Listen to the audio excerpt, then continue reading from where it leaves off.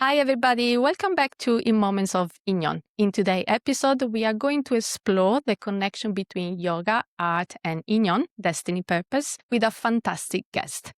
The conversation will dive into these beautiful topics, and it will delve into the intricate and profound connection between self-discovery and personal growth. We will explore how yoga serves as a medium for self-awareness, healing, and community connection from the perspective of someone who is trained as a yoga teacher and also someone who has been working for many years as a relationship coach, mental fitness coach. She's also an artist and much more, and see how her journey may or may not be connected with moments of Inyeon. What kind of connection do you think yoga and art have, and yoga, art, and Inyeon? Does Inyeon connect with all our life forces? Is everything we do winded and looped into our Inyeon red threads? We are going to talk about all this and much more in today's episode. So let's start.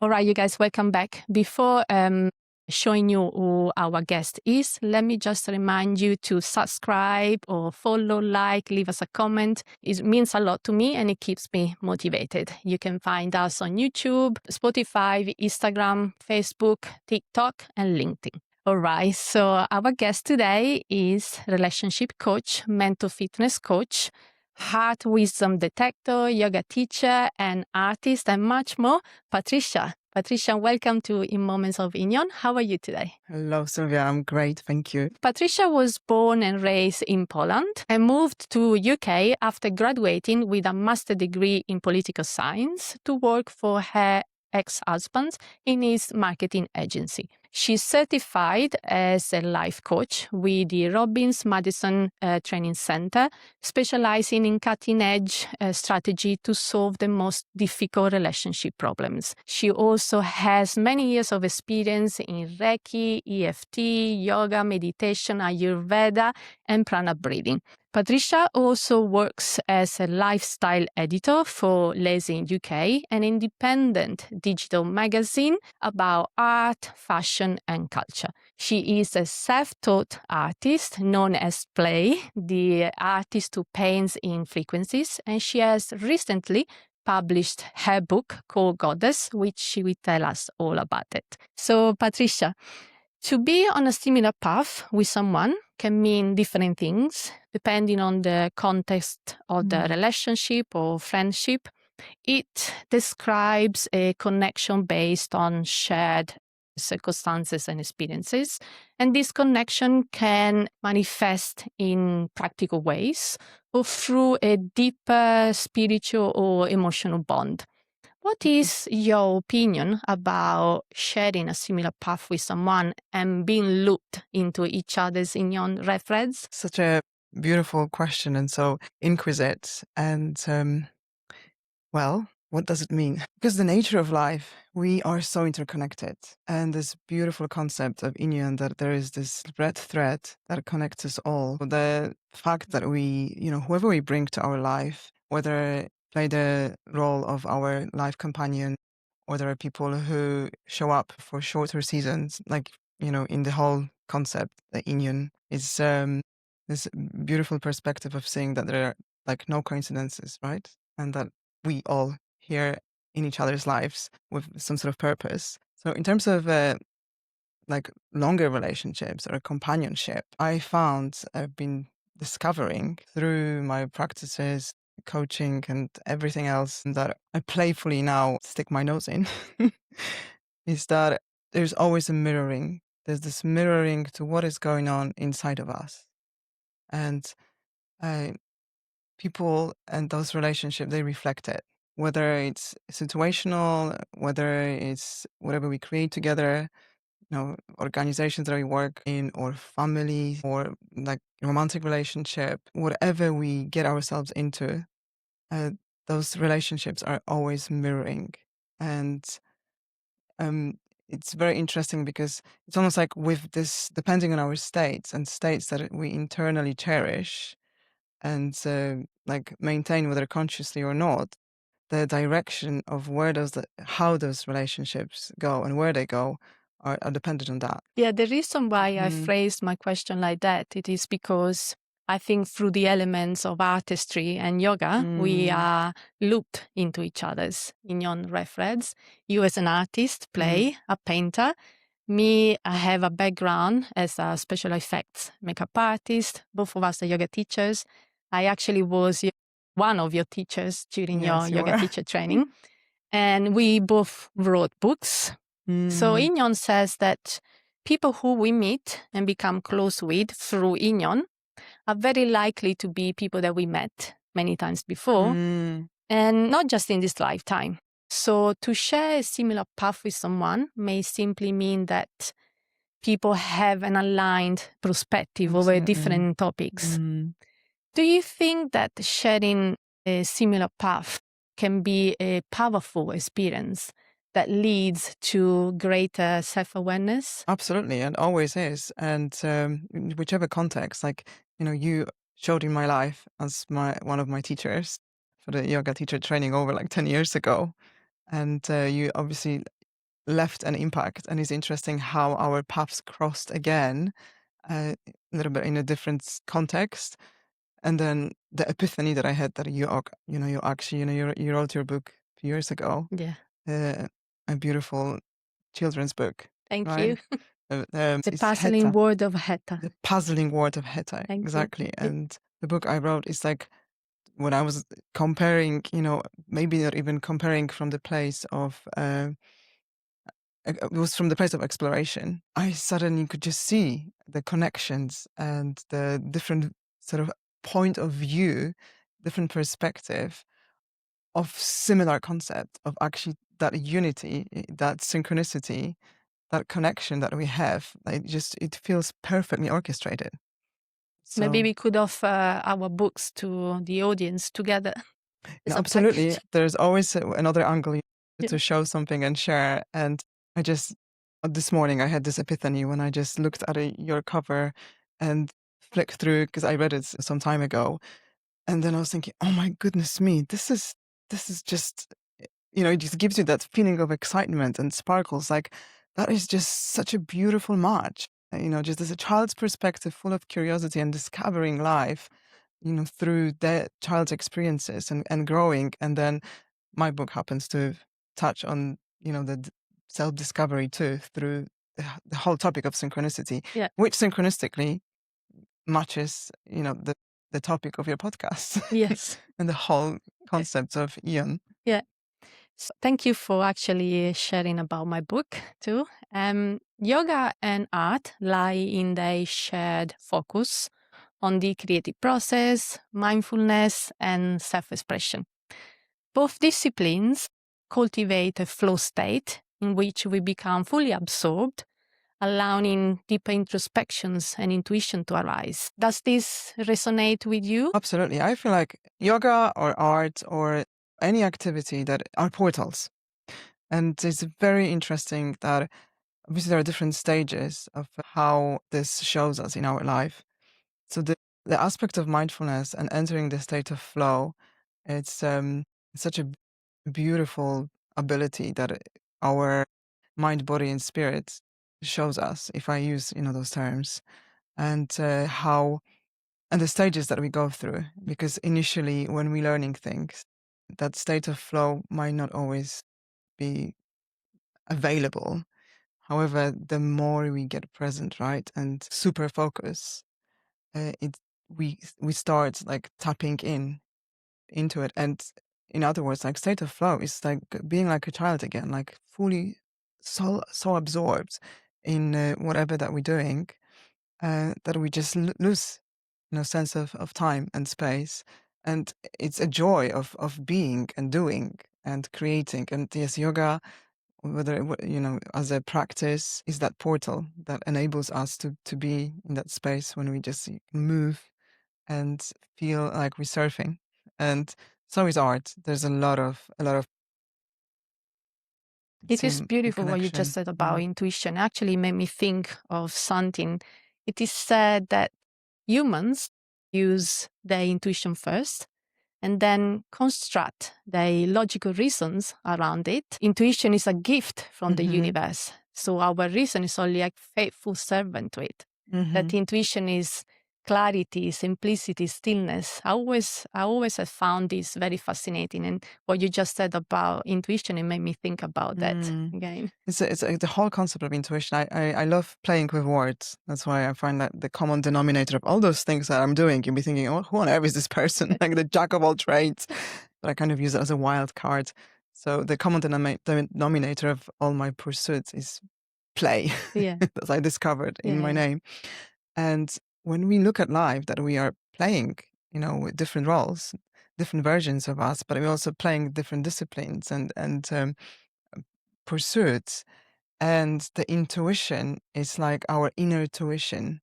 But it's interesting, where the tuition comes first, because everything that we ever experience and experienced in our life from the moment we are born, but even in pre-conception time, but preconception because it's like ancestral, like genetic things that we also pick up, right? Our Ancestry is a very powerful reference, concept right? in Inyeon too.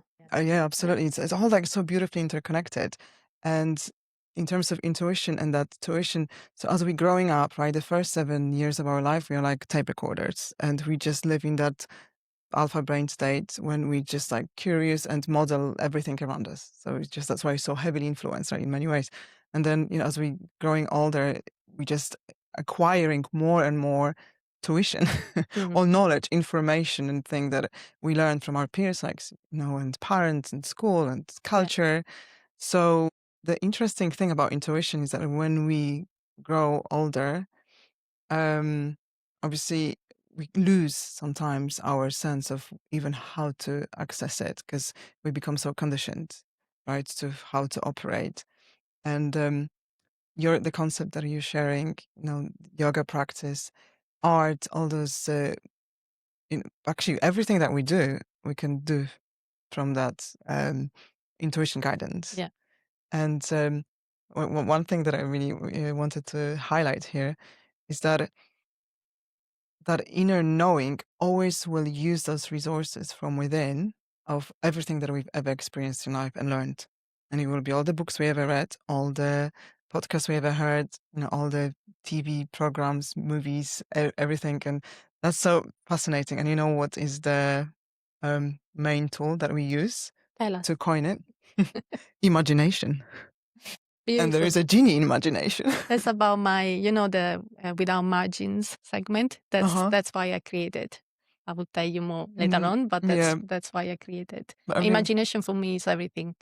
absolutely. And when you think about creation, even this room, like was created through imagination and of course recycled information, resources, all this tuition that we have inside that we then as through intuition bringing forth. Yeah, that's beautiful. Thank you. I feel like writing my book has been a process of like rediscovery or remembering. And I want to just also like highlight the word belief. Like I like dissecting words with this play, play words, word play. Yeah. And when you think about the word belief, there's the factors is B, I, and V, like it's from Latin V, like to live. Yeah. So every belief is form of a lie.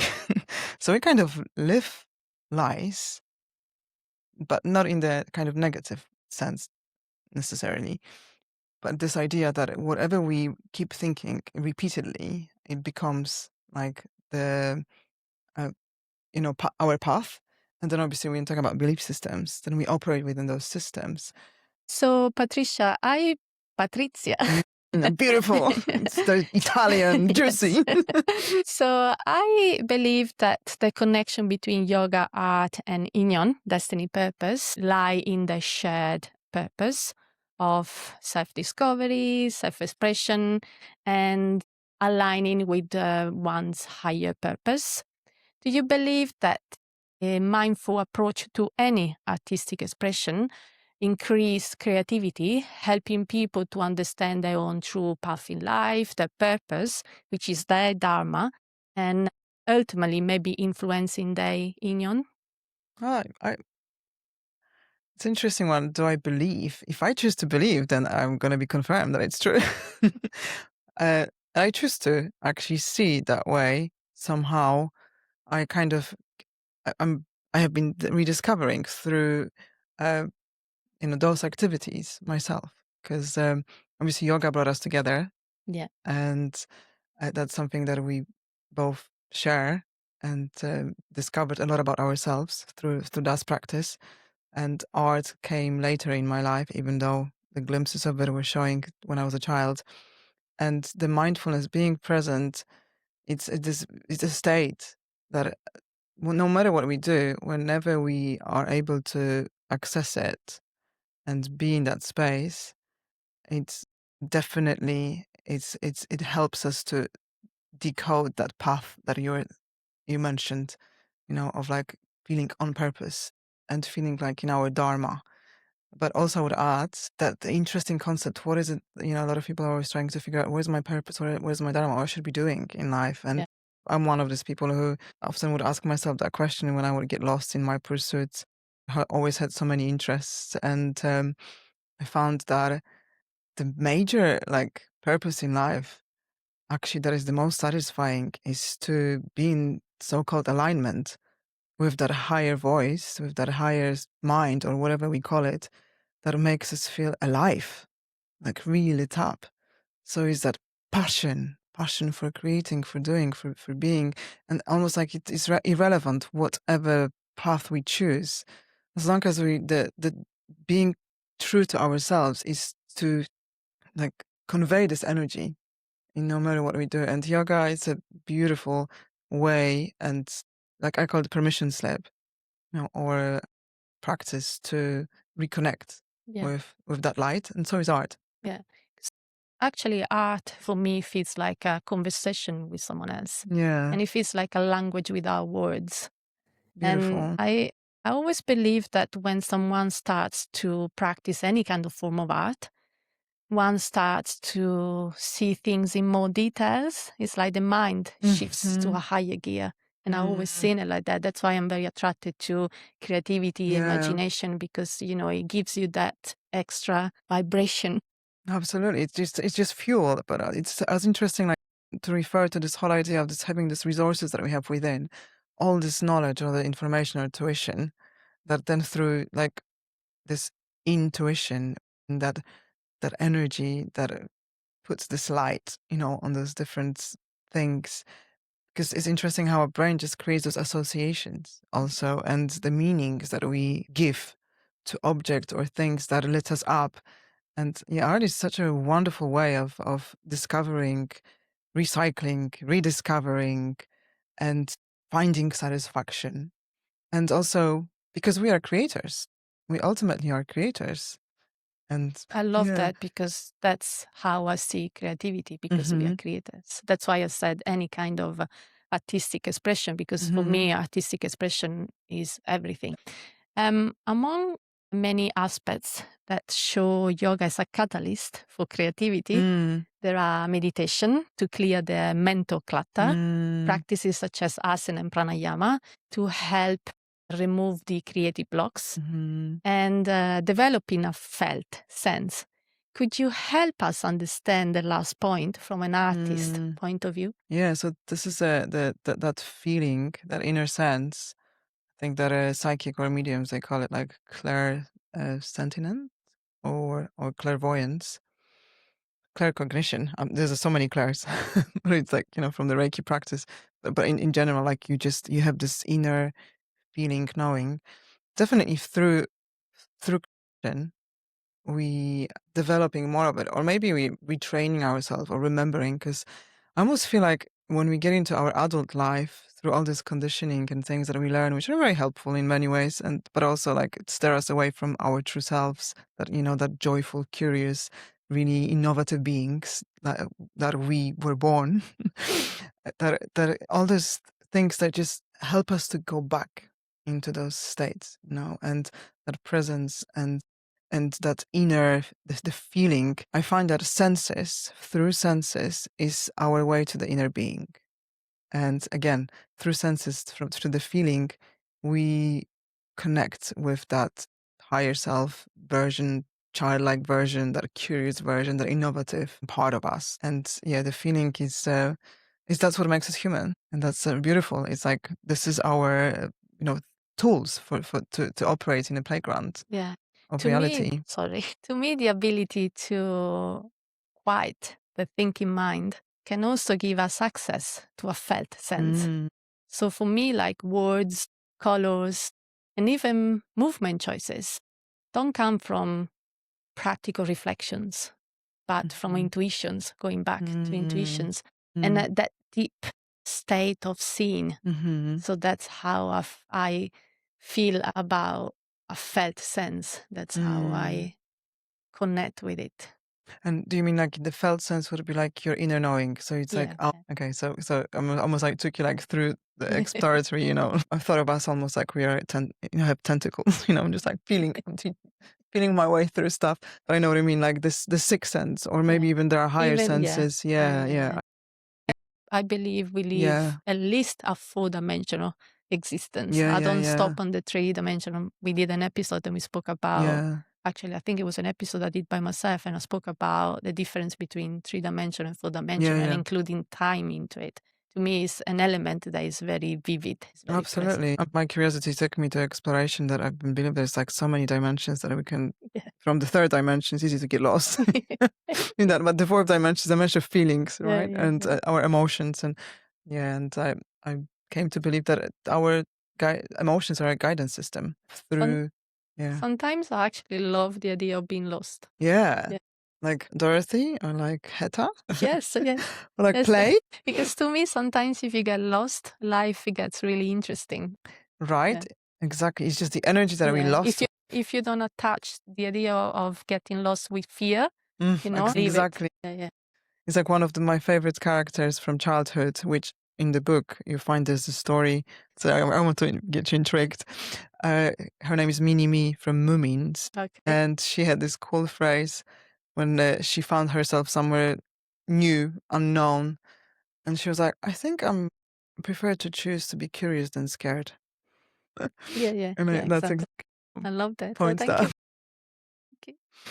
Okay. Within yoga philosophy, the concept of Dharma, or Mhm. one's true purpose, destiny, or Inyeon, within the framework of Korean Buddhism, is very important. How do you think we can manifest it? So, I actually discovered that the way to be in that alignment and to operate within that beautiful philosophy is to become receptive to our higher self's nudges. And that happens through excitement. Mm. So as often as we can to pause, to have that mindful practice, whether we enter a state of flow, I find that when we enter the state of flow, the more states of flows we are able to enter, the clearer we get about our purpose, and we become on default in alignment with that philosophy. Yeah. Some traditions would say that a way is to see art as a form of service to the universe, Yeah. to the divine, for some people.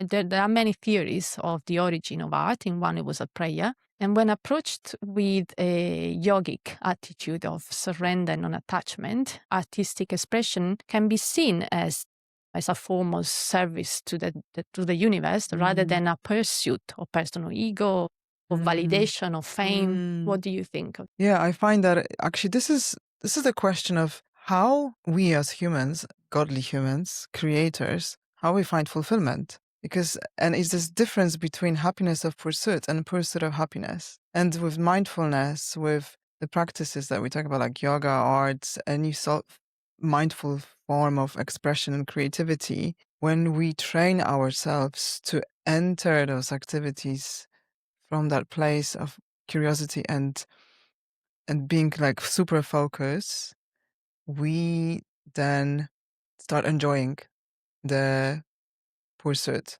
and that creates automatic joy. So it's almost like then the fame and whatever the goal that we have, the objective becomes secondary. And it's almost like becomes like a side effect.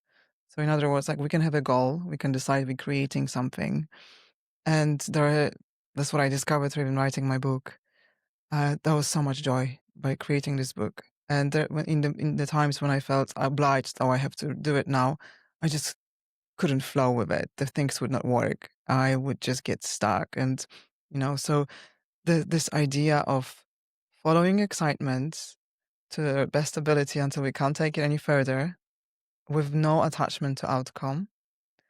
And that's where the magic starts kicking in. And that's when the outcomes become surprisingly it's much better than we would have anticipated.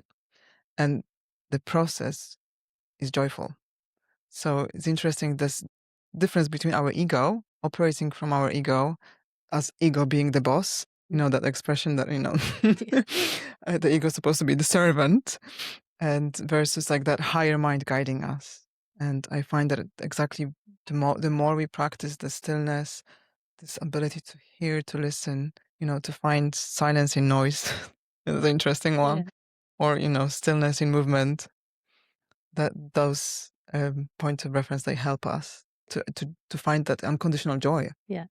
Do you think accessing creativity is always easy? No, of course we get challenged because being human is not easy, and I think that the most challenging thing is when our inner programs, which are driven by our ego, and they protect us from further hurt because it's all historical stuff or some stuff is unresolved. Those things get in the way, and or the sense of obligation or the structures or systems within we operate, and often we're trained as kids to be so subservient or follow the rules that we become scared of exploring. And curiosity and exploration, that's the pathway to create more freely. And we've got to retrain ourselves often, especially when we're adults, from those programs. The reason why I asked that is because for me, artistic creation can be deeply fulfilling, but accessing creativity is not always that easy. And for me, creativity arises naturally in state of stillness and presence, but it can be elusive when we are distracted. Absolutely. By daily preoccupation, a busy mind, a lot of thinking. And that's why I think things like yoga, meditation, Reiki, counseling are such gifts for the artist. Would you agree with that? Yeah, I find these are all amazing permission slips and ways how we can ultimately our journey is like to reconnect with who we really are. I feel like we come here from this unbounded. I mean, of course, we can have different theories. This one speaks to me. This one excites me. It's that we come from this unbounded, like omnipresent, super powerful, like energy, and then we just sort of shrink ourselves down into this avatar of a body, human, and just limit ourselves for the purpose of going through this unknown journey or puzzles that we need to resolve, or the hidden map. And then actually our journey is about rediscovering that we are this omnipresent, amazing, godly beings. And our tools are, when you think about the word God, generate, organize, destroy. It's just a process of creation. And actually, when you think about everything we as human create, has got those three elements. Beautiful. Yeah. Everything you do, that we already mentioned, like counseling and also Reiki and EFT and Ayurveda, does more than helping the technical skills of artists. All these disciplines actually influence the themes they choose to express, the type of work they create, but also the intention behind art. Yeah. Has this happened to you? If so, how? I mean, like, all those things have just been resources or ways, that at some point in my life I explored either to the full or licked a little bit or, just took to another level of mastery. And I just find them all like they do help with creativity because they become like our different points of reference to go to or to draw from, or even like to connect with people. Because I've noticed that depending on what is it that I've been exploring at different stage in my life, I would then attract people who are into those things. Right? And then we would just like following this Korean beautiful philosophy, or sorry, the Buddhist philosophy of Inyeon, Inyeon, then we would just share the path for as long as we would be exploring this together. And then, I would go into something else, and I would meet different people, who then just would be passionate about that. So Yeah. do you believe that fleeting encounters are part of our Yeah. Inyeon? Totally. And I like to think that every single person, and I think it's such a beautiful concept, that we meet in our life, even exactly like you said, just briefly, they influence us, and they have potential, even when the more we are aware, they have potential to change the course of action. Or even like something small as, smiling at a pedestrian. I can imagine, because, in Inyeon, there is this idea that even if you bump into each other, just a simple touch is actually a moment of Inyeon. And I can just imagine you in the street or on the platform on a train that you will have that. I'm one of those people who loves talking to strangers, and sometimes I even engage them in like a little bit of urgent situations. So, if the train don't come or something, I like to talk to people and say, okay, guys, shall we just call the trains in? Honestly, I have very high success rate. Shall we share with our audience what happened before we came into the studio with the people that we met upstairs? Absolutely. It was, we had this beautiful encounter after like how many years we haven't seen each other for like 10 years? Probably 10 years. 10 years. Yeah. We once Since got on your a call. teacher training. Once we were on a call during the pandemic. Yeah, it was a beautiful session we had. And I saw you, and of course, a big hug. And it's interesting. I just mentioned to you, let's do this properly. So let's have 3 breaths as we're hugging.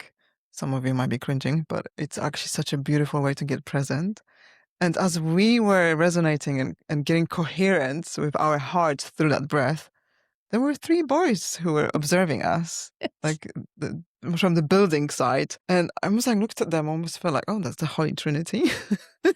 And they just could not help but comment. It was like, we were just like watching you hugging. And that's when Patricia started to explain everything. I explained how beneficial this type of hugging is, and that they can take it on the building side. They look happy because they actually hug. Yeah. But you know what? Because we created coherence, that little hug, it had a ripple effect. It was just this beautiful, the concept that you so passionate about and sharing in action. Yes. Right? So there was a moment of Inyeon. Absolutely. For you to explain the concept of hugging. You think this process, the process of using everything you do to connect with creativity, helps you to create more from a place of bhakti, a place of devotion? Yes, it's an interesting one, because if I remember that I'm in bhakti, then obviously it just feels more special. And there's something that the book that I have birthed last year has taught me and showed me. Something is really powerful about intentional living. And there's someone once said, I think it's Michael Beckwith, that a lot of people nowadays think they suffer from ADHD, but we actually suffer with IDHD, which is intention deficit disorder. So when you realize that everything we do, we can do with intention, and do it like with that heart set. I like to call it a heart set, because there's a lot of coaching about mindset, of how we program our mind and preparing our mind for performance. There's something even more subtle and beautiful. I call it a heart set, to deliberately connecting on the heart level with people who we are planning to encounter, or who we live with, or who we co-create with, because there's so much evidence about that and research done, and I experienced it myself meditating for years in big groups, that we literally are very powerful in the ripple effects that we create when our hearts and minds are on one page. Yes. We bring the best out of each other, and miracles happen then, like, everywhere. Yeah. And life becomes fun. To me, it sounds like you are placing more emphasis on crafting meaningful experiences with everything you do. Yeah. Totally. Like bhakti and everything else is like. And I know you're gonna, laugh, but even going to the loo can be very meaningful. Especially when you've got toilet rolls full of jokes. Thank you. So before we move on to the next question, we have some fantastic news. We have just landed our first sponsor, so we're going to take a short break. This partnership feels like a beautiful moment of Inyeon. As a yoga teacher trainer with over 20 years of experience, I'm very mindful about the equipment I use and recommend. I also am a huge advocate for the environment, believing it to be as vital as our breathing. We all strive to create a home that feels like a sanctuary, and that is exactly why I fell in love with Kalpa Move, founded by a woman. Kalpa means strength in Quechua, the language of the Inca Empire, and is based on the belief that strength is something developed through movement. A beautiful idea that movement should bring positive feelings to the mind and home as much as to the body. So if you are ready to upgrade your foundations, Kalpa Move offers minimalistic pieces in their collection, such as this stunning curved yoga mat. It is designed with a natural curved shape to offer a sense of fluidity and stability that provides that stable support we seek as practitioners. They also offer a whole boutique of accessories, from weighted rings and balls to their signature Pilates princess socks. Everything is crafted in a soulful palette or chocolate tones. Harper's Bazaar recently featured them, describing the collection as stylish enough to live around the house. And they're right, as these pieces look like decor, but perform just as well as professional attire. You can learn more by visiting kalpamove.com, and if you are ready to bring that vibrant strength into your sanctuary, you can use my promo code IMOI for 10% discount at checkout on your first order. IMOI or capital for 10% off at kalpamove.com. You can also find the link in our episode description below. Let's bring awareness into mindful movement. Welcome back. So, Patricia, Thank you. any artistic journey is one in which we expose our soul, our heart to the world.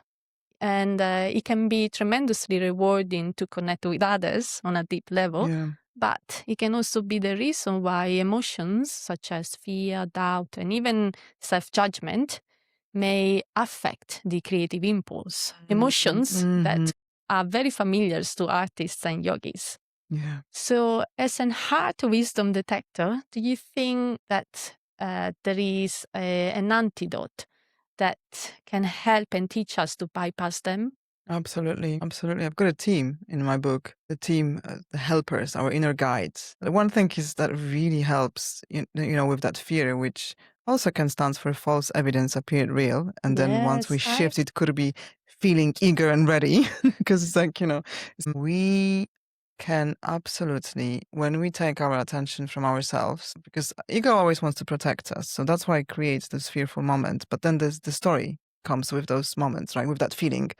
When we realize that we have a choice, and then we can actually in that moment through mindfulness, when we pause, and you can use anything to pause. You can even use your hands touching your trousers, or focus on the sound that you normally don't hear. Because if I ask you to focus on the sound that is the closest to you, you probably will start hearing your own breath. That's how powerful our minds are and the focus.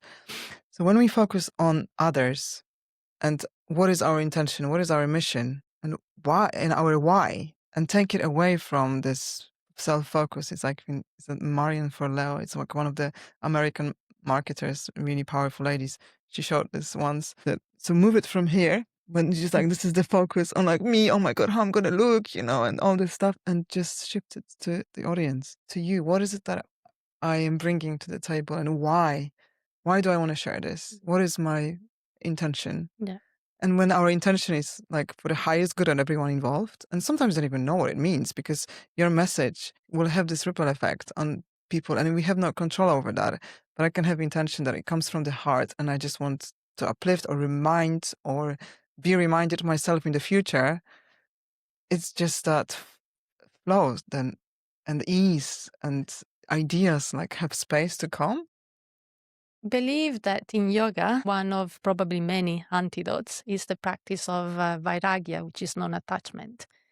And I want to share something with you and see what you think. These principles teach us to let go of our expectations by observing the mind without reacting to or clinging to or rejecting anything. It's not the idea of rejecting anything that happened to us.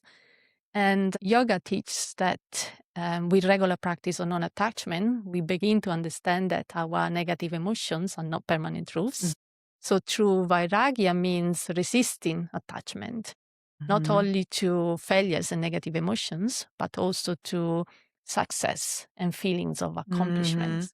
So do you think that this principle could be one of the probably many antidote that can help us to bypass our own emotions? It's interesting because there's this think about the bypass of our emotions, and in the coaching or healing or therapy world, this term that, spiritual bypassing, which is important to distinguish that actually our emotions are for us and they are our guidance system. Yeah.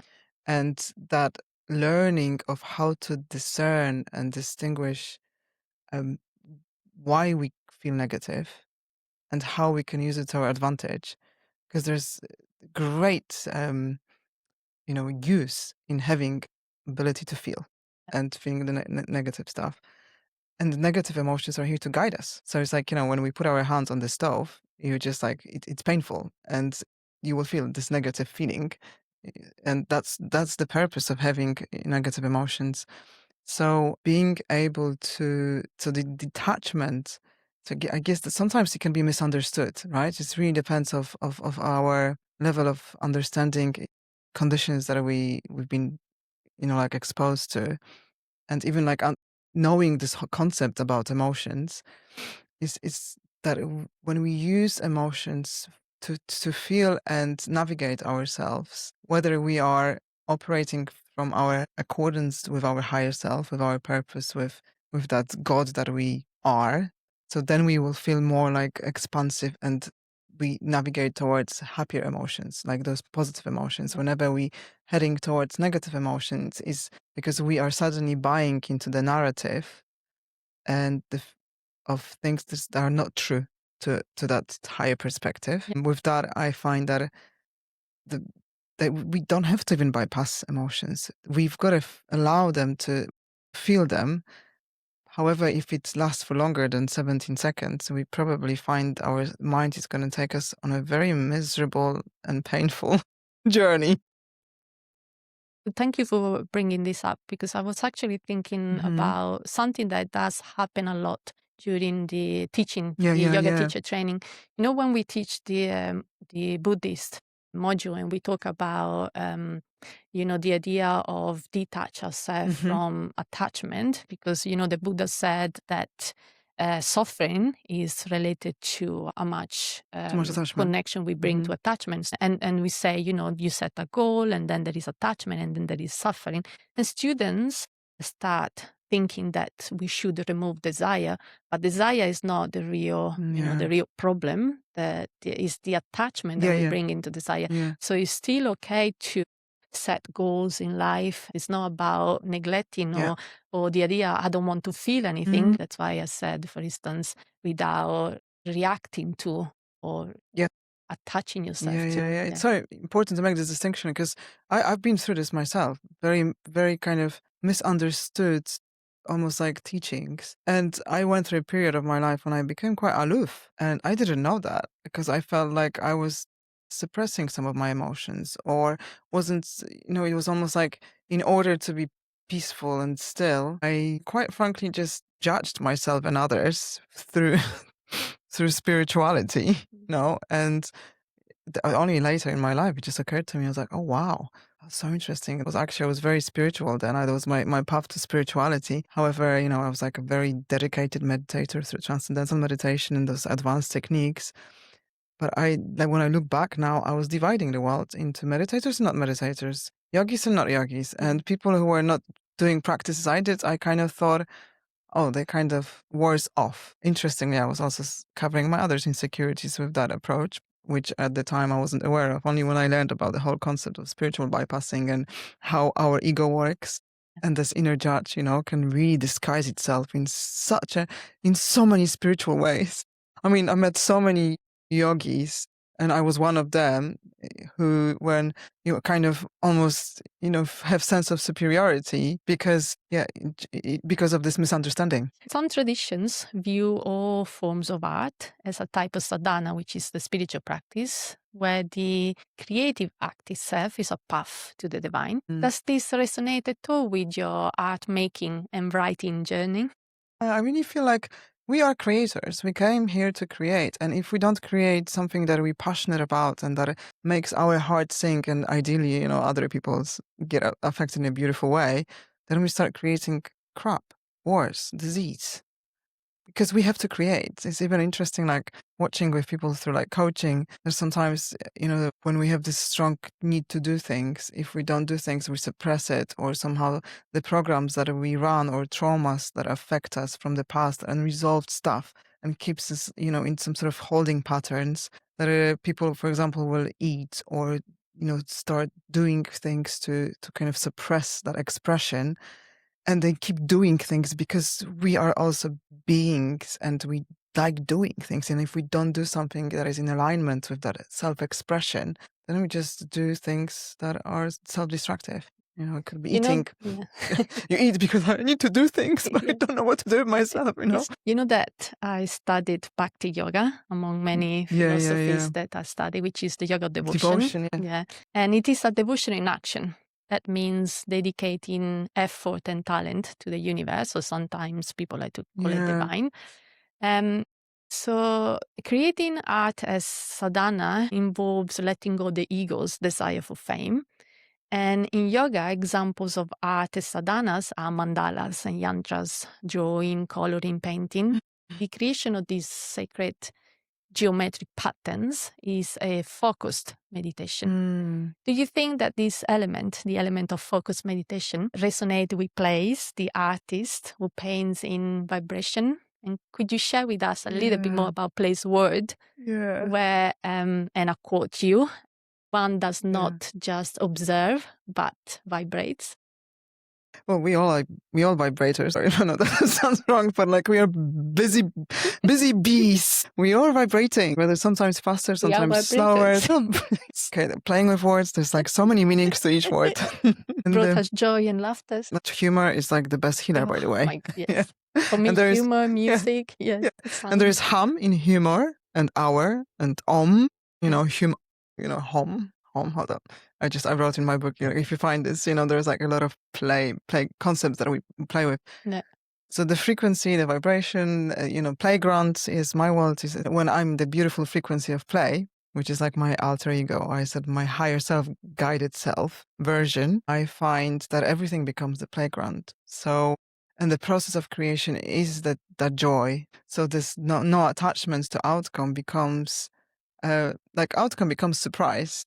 And if I don't get stuck on the idea that, and usually that's the case with my art, because I never know what it's going to come out of what I'm creating. And that's why that pathway has been such a liberating place to experiment with those beautiful concepts of Inyeon and, and Bhakti and, all these elements. Because when I jump into the wagon of play, using everything to create, oh my God. There's no stopping me. And I find myself being very infectious. And that's my favorite pastime, like to co-create with others. And when we get on one page and we do it from that place, I love you, man. You've got so many amazing resources and skill that just bring it out. Yeah. And, so that comes to whether we like collaborative art piece or if I do it myself and I engage.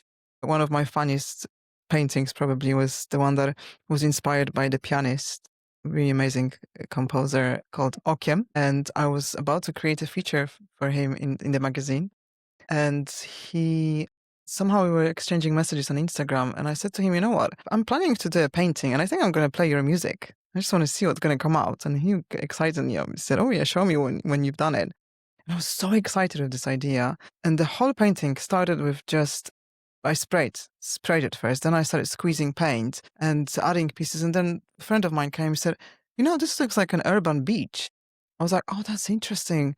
Because the soundtrack and the music that I was listening of Okiem is called Oceans.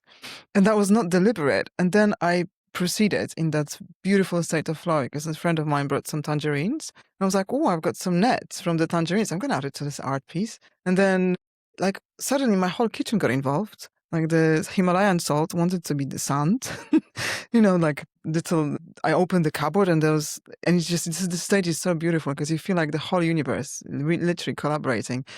I opened the cupboard and I was like, spaghetti? Do you want to get on my painting? Seriously? I was like, okay. And then I've just created like an opera building from this spaghetti. There's everything like my birthday candles, some dry petals from flowers. Honestly, I mean, I get so excited. I know I can bore you with that. However, that process of like suddenly engaging the whole universe and that playground, when I get in that state and I feel it's the state of being, it's like a heart, mind, gut set we all have access to. And when we're in that beautiful place, whatever is our passion, you suddenly feel like the universe just collaborates with you. And it's hilarious as well. Seriously, like spaghetti. Italian, you know, you'd be like, spaghetti is not for paintings. You eat it. Al dente. With a background in, special effects, makeup artists. Of course. And as a yogini, I always identified with color theory.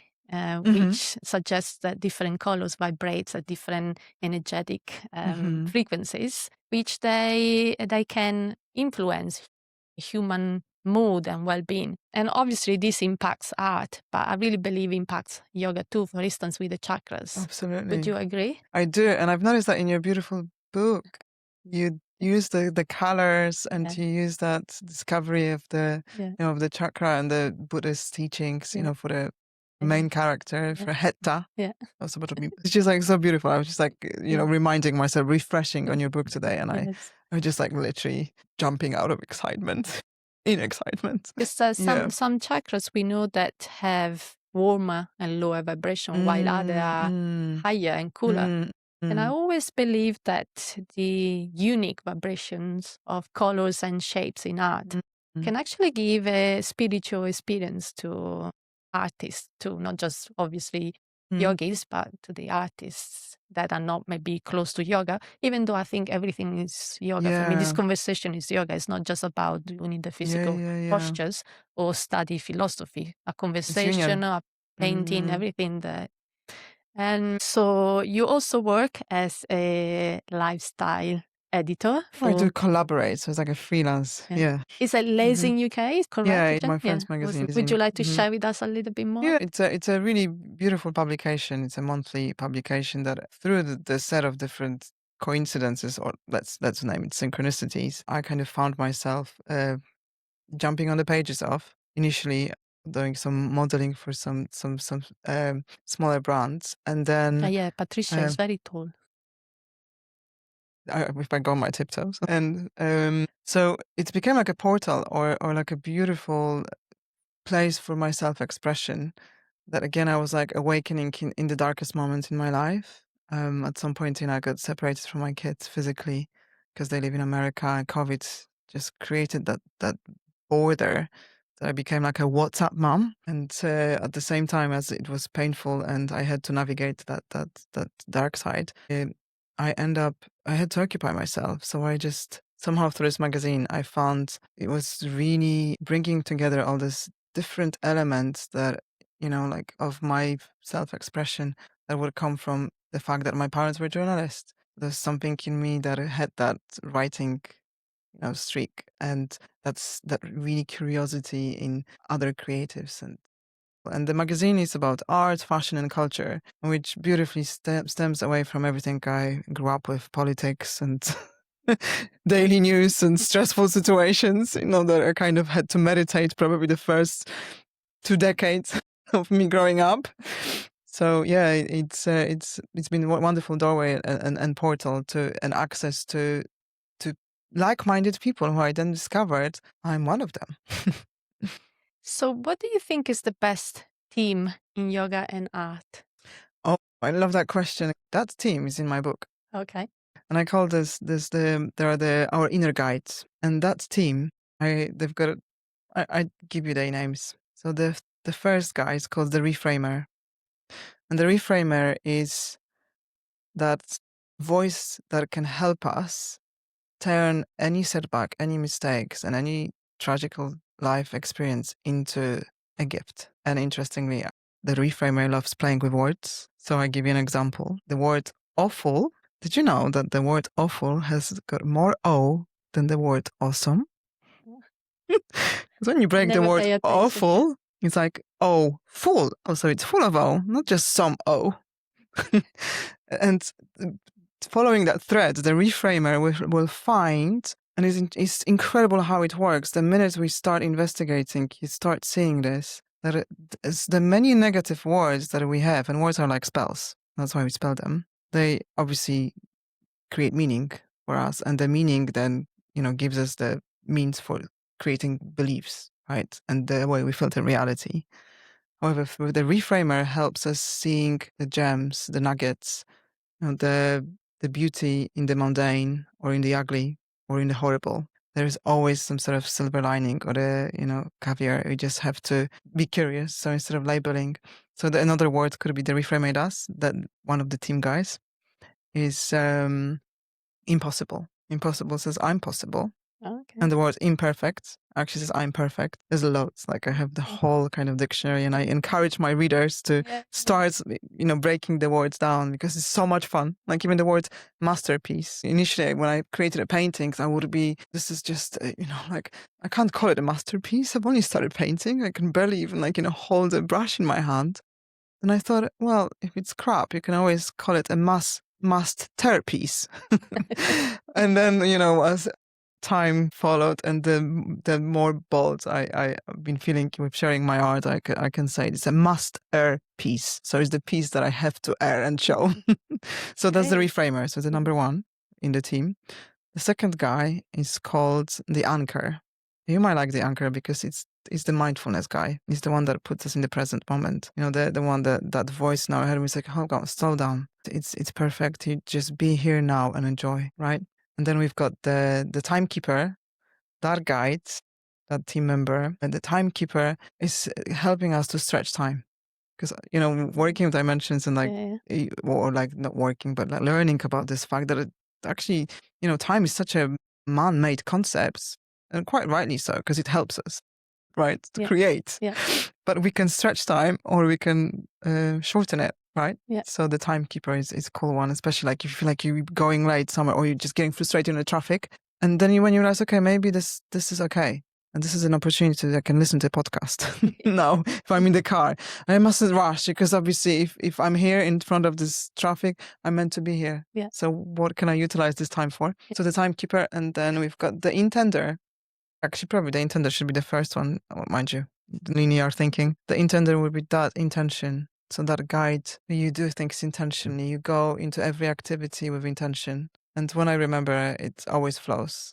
That when those guys are, in charge and I hear them, they really are helping with beautiful experiences, making life more magical, synchronistic, flowing, fun and lighter. Would you like to know which one is my favorite team? Yeah, tell me, of course. Thank you.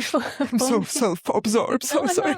Because I thought about it, and for me, it's the light shadow theme. It's just just as light creates shadows when a translucent object is in the blocks its path, so does our existence, three-dimensional, four-dimensional, when we encounter our own adversity, challenge, problems. And light travels in straight lines. And shadow is the dark area that's created when an object is on the way. But I think shadow makes artistic expression more interesting and more dimensional. And so it would be the same for our existence when we encounter our own shadows, which for me are like the ego, wrong perceptions, and are the objects that are placed between us and our light and the surface and the path in front of us. So going back to what we said before, I think it's very important to bring elements like ahimsa, non-violence, or santosha, contentment, gratitude towards our shadows to can actually appreciate. Oh, that's beautiful. I totally agree with you. And I find that, the more I explore these different philosophies or like practical coaching modalities, I just find that we're here to embrace it all. And our shadows are our babies to look after, because we can even name them. In this book, you actually find there's that would be my next question, that you wrote your book, which actually I made a mistake before with the title. Now Patrizia will tell us. There are no mistakes. She just takes us on interesting adventures. Mistake. And so congratulations. Thank you. Please share. Congratulations Thank to you. you. Please share with us a little bit more and tell the audience where they can find it. Yeah, so this is the book, the brick of a book. It's called Play Goddess, and it's got a subtitle, Discover the Hidden Map to a Magical Life. Because whether you know it or not, we all live a magical life. And those beautiful practices and topics, that we are talking about today are one of the portals that we can reawaken that. So the magical life is like when you realize that life is a miracle and then everything in it is remarkable. So the book actually is it's a timeless bestseller, as we think. And I created it from the excitement. You can access it at the moment. I have 2 ways of getting hold of it. So it's on Amazon. This is for all the Prime users who want, quick fix. I'm just kidding. But because, it comes in 2 days. However, if you're more conscious, I also have another, I can share the link. It's in the Great British Store, available there, because if you purchase a copy there, okay, it might take a couple of weeks for it to get delivered. I mean, it's a bit cheaper than Amazon. Postage a little bit adds up. Yeah. However, with every book printed, there is a planted tree, which is like this beautiful, element to it. And I mean, I don't even know where to start. So I know that we have limited time, but this book is so multidimensional, it's full of synchronicities, and its purpose is to bring more magic into your life, or actually not even bring, because the magic is around you everywhere. It's just like to help us reawaken it. Manifest. Yeah, like manifest, materialize, whatever we call it. But it's been a blessing that fell into my lap, and somehow through me, came through my life as well, through my stories. And the book is full of stories, because we remember the best through stories. We all love stories. We watch movies. Now we watch reels, whatever, stories on Instagram. Yes. But this is the best way, like how we remember who we really are. And my intention is for the readers to just remember and have fun and more magic in life and, play with the universe. Thank you. Do you think there is a connection between your artistic yogic journey and... Oh, absolutely. The minute I just saw the subject of your and the name of your podcast, I was like, synchronicity, of course. It is a total synchronicity. It's like, even the red thread, if I look at one of the reels of my art, I've created this painting called, what is it called? I don't know. It's got a Spider-Man. I'm just like, now I forgot. Oh, it's a goddess. It's something with a goddess and being, a goddess hero. And at some point, there was this information that I came across that there's a certain spider that creates a red silk-like thread. Maybe you're familiar with that. And actually, spider is the symbol of destiny. Yeah. Right. So in that beautiful spider web, that it's like, that is the magical map. That is the puzzle. That spider web, and So in terms of like even in pattern recognition, we are like pattern recognizing machines, and yes, the connection is beautifully red, like a red thread. Just lost what was the question. That's funny. Maybe it was meant. We just flew with it because sometimes like. Would you like to share your social media details? Yes, it's like someone who's got so many passions. You think like, oh gosh, she's got a multi-disordered personality. Also share the website where to find your art. So the website is under construction. However, if you go to goddess.org, so it's a God and us together. I will add it. Yeah, and .org. That's like a temporary website, and it's under construction, but it will take you to the book and the playground, playground. I invite you to just explore, and the book also has got some beautiful calls to action, and there will be more to come. The book is not just a book; it's a platform to magic, and there's a lot of surprises that are coming with it. So my social media, the best one to find me is I am .p.l.a.y on Instagram. I am play with the dots. And that will just take you into other places. So now we are going to dive into the Little Without Margins segment. As I said before, the event was created by me to spread a little bit of magic, a little bit of imagination. And it is about asking questions regarding hypothetical experiences we would have with a body that didn't have a physical form and wasn't attached to the five senses, which for me are our margins sometimes. So my without margins question for you today is, and allow me, is a little bit of a journey, but just enjoy it. Go ahead. Yeah. So it is said that truth can manifest in different ways depending on the lighting. As an artist and also as a yogini, imagine you didn't have a physical body and you were instead the energy of all the lines of a mandala. Lines in mandalas are always direct lines. Even when they are drawn with a compass and they are either curved or round, they never have any twists and turns or winds and loops. So one day, bored of being the energy of only direct lines, lines that they go from point A to point B to point C, or even the circle or the petals of the mandala.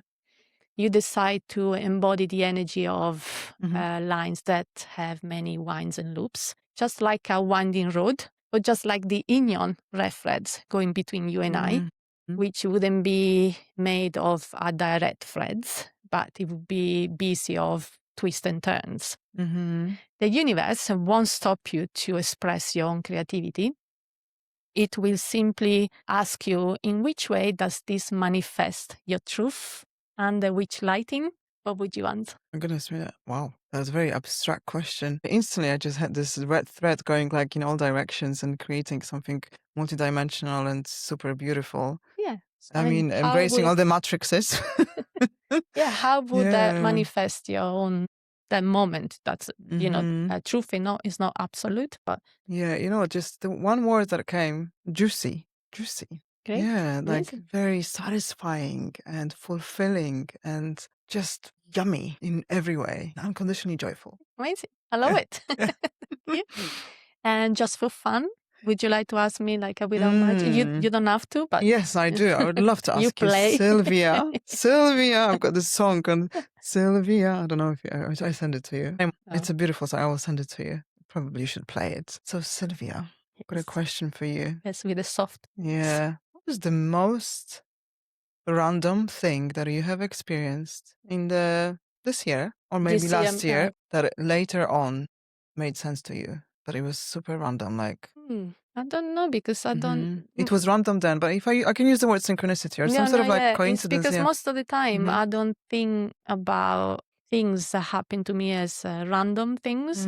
So I think my brain doesn't store them because I don't put them into the category of random because I don't believe in randomness. Yeah. Oh, that's so you see. Yeah. So I like that answer because you answer it in the way how you perceive it. Yeah.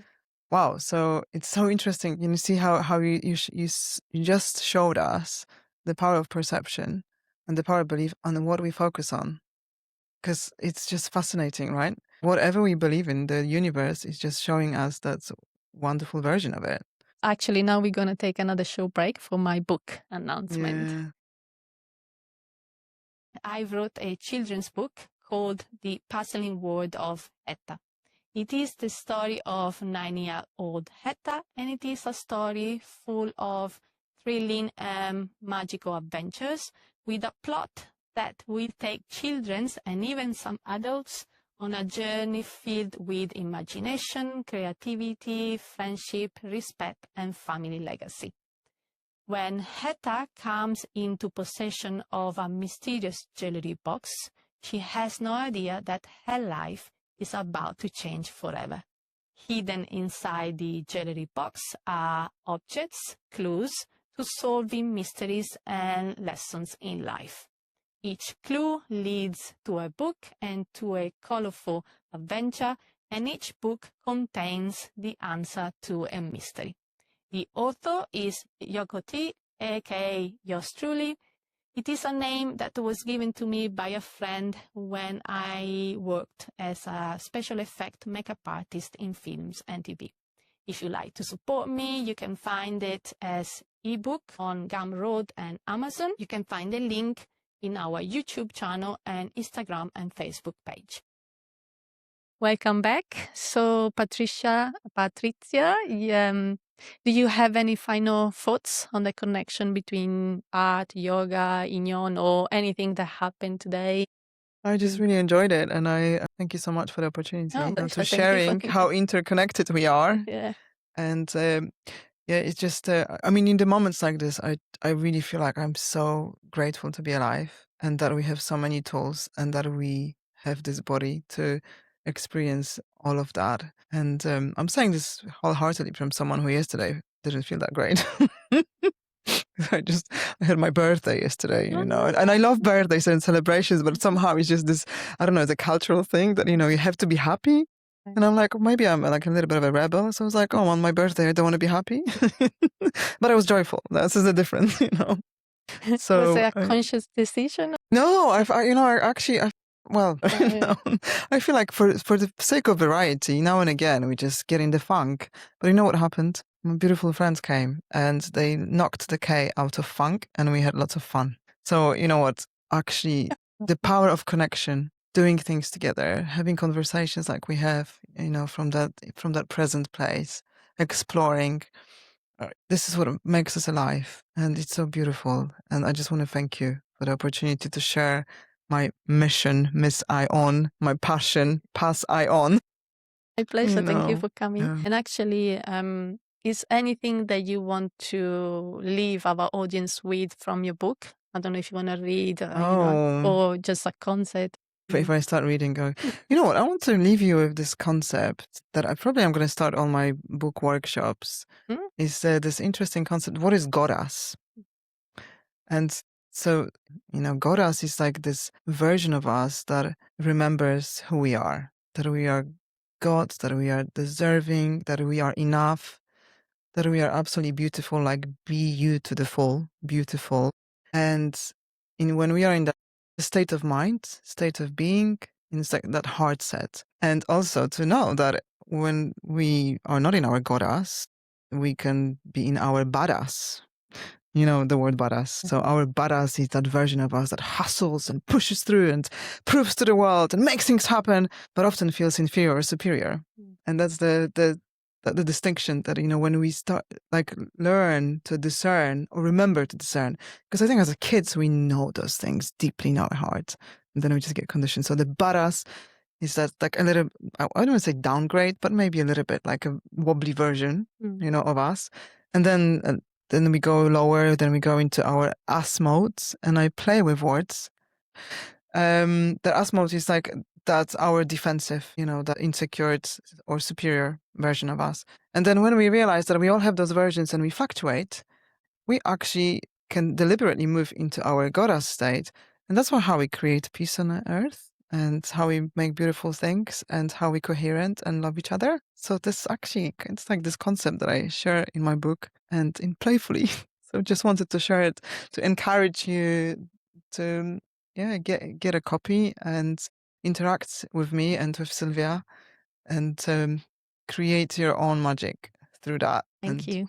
Thank you. Thank you. The three concepts of yoga, art, and Inyeon can be seen as a unified cyclical process where the mindful discipline of yoga practice can help to quiet the mind and connect with the inner self. This inner connection and awareness unlock the origin and root of creativity, and the creative impulse is connected with art, which can be anything from a painting to graceful execution of a yoga pose itself. By approaching this artistic expression with surrender and non-attachment, we understand our own true purpose or destiny or Inyeon.